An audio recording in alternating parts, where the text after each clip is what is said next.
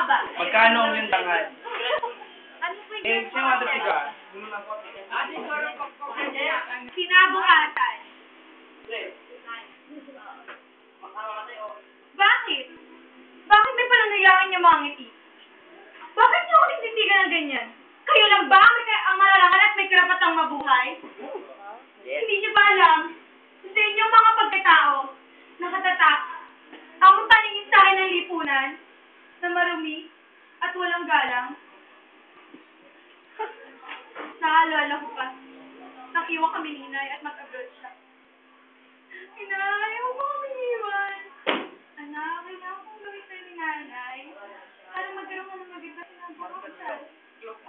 Pero Inay, paano mo yung mga kapatid? Hindi na po mag-aalaga sa amin. Andiyan ang inyong ama, anak, mag-aral pa mabuti ha. Dumaan ang mga araw, ang oras, ang panahon. Nagbilang ako ng araw, linggo, buwan, hanggang taon. Ulit wala si Inay. Para makapag-aral, lahat ginawa ko. Sa umaga, kinailangan ko magbenta ng sampagita. Ale, bilhin na po kayo ng sampagita ko. Kuya, mura lang po to. Sa hapon, kinailangan ko maglinis ng mga sapatos na mga papasok sa eskwelahan. Upang kumita ng 2 piso. Upang magkaroon ako ng baon sa eskwelahan at may makain ng mga kapatid ko. Sa gabi, kinailangan ko pumarang ng sasakyan at tumawag ng pasahero. Pero anong napala ko? Wala. Pag-uwi ko sa bahay, umiinom si Itay. Itay, bakit niyo po ba yung ginagawa? Anak, namamroblema ako. Namimiss ko ng nanay mo. At namamroblema ako kung saan nakukuha na yung pangkakain niyo. Pero Itay, hindi alak ang sagot sa lahat. Wala akong magagawa, anak ko itong gusto ko. Ako ang ama rito. Naisip ko sa sarili ko, ginagawa ko naman ang lahat Nagbebenta ako. Umaga, ginagawa kong gabi. Pero bakit kulang pa rin? Para makapag-aral ng mga kapatid ko, ginagawa ko ang lahat. Pagre-rebelde. Pagre-rebelde sa aking mga magulang. Yan ang naging sagot sa aking mga katanungan. Umalis ako ng bahay, dala ang aking mga kagamitan. Uminom, naglasing, nanigarilyo, at lahat ginawa ko. Tumikim ng shabu, droga, at iba pa. Ngunit sa huli, nakita ko ang sarili kong lugmok. Sinong lugi? Ako, diba? Umuwi ako sa bahay upang balikan ng mga kapatid ko. Dahil ayokong matulad sila sa akin. Tao po. Pagkatulad ako sa bahay namin. Aling Yuring, asan po ba mga kapatid ko? Aba, ewan ko, binenta na ng tatay mo yung bahay niyo. Baka binenta na ng mga kapatid mo. Ganun po ba? Kanina niya po kaya binenta ang mga kapatid ko. Aba, malay ko, tanong mo doon sa kay Mang Tano. Nagpapatrabaho ng mga bata yon. Sige po, salamat po. Tao po, Mang Tasyo, asan po ba mga kapatid ko? Oo, nandito. Pwede ko ba silang makuha? Makuha! Bayad ng mga kapatid mo sa akin. Pinagtatrabaho ko sila doon. Pero, kakamikain ko lang po sila. O sige, sandali, tatawagin ko. Jun, Maya, mga kapatid ko. Ano na nangyari sa inyo? Nasaan ang Itay? Ate, wala na ang tatay. Iniwan na niya kami. Pinenta niya kami dito. Ate, nahihirapan na kami. Bakit hindi kami nag-aral? Ate, wala pa noon si Itay. Inuwi niya ang babae niya. Pinupupog kami hanggang sa binenta niya ang bahay. Sumama kayo sa akin. Ang Tasyo, babayaran ko na lang po ang kulang. Ibigay niyo lang po sa mga kapatid ko. O sige, abay kaya mo bang buhayin ng mga kapatid mo? Pitulitin ko po. Salamat po. Mga kapatid ko, mula ngayon, magiging maganda ng buhay natin, ha?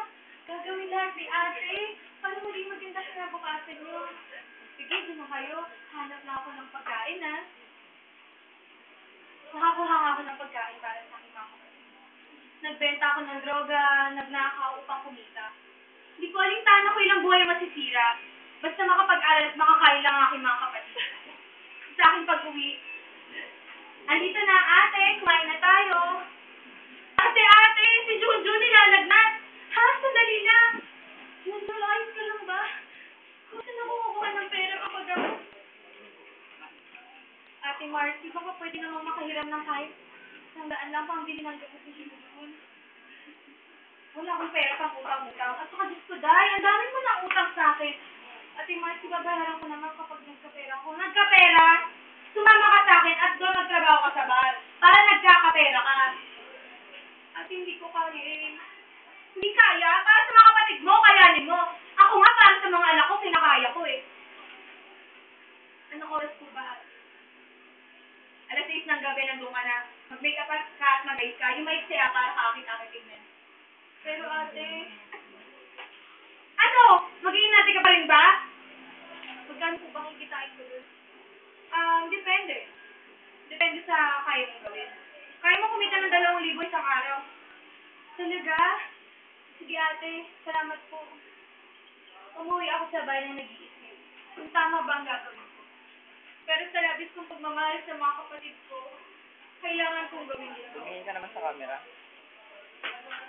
Sa tingin tatayo ako sa entablado. Sa tingin tatayo ako, natitignan ng mga tao. Gusto kong magsalita sa kanila. Inay, asa na ang pangako mo, Inay? Asa na, Inay? Magandang kinabukasan na yung pinangako mo bago ka umalis. Tumingin ka kaya sa camera. Inay. Asan ka na, Inay? Ako nagtatrabaho para sa amin. May sakit si Junjun, Inay. Gusto namin marinig ang boses mo, Inay. Ako ay isang kabataan. Sa edad na 16 anyos, nagawa kong sumayaw sa entablado. Nagawa kong kumita ng pera galing sa masama. Contact Ilang lens mo. kabataan ang iidiluhin ako. Ilan pang kabataan na matutulad sa akin? Ilan pa? Kaya mga kabataan, huwag niyong piliin ang likong buhay. Maging maganda ang ehemplo ako sa inyo. Hindi sa gantong paraan. Mga kabataan, may pag-asa pa tayo. Huwag nating isipin ang lahat ng masasama ay hindi maganda. Huwag nating husgahan ng isang tao sa panlabas nilang kaanyuan. Siyasatin nating maigi ang dahilan at punot dulo ng lahat.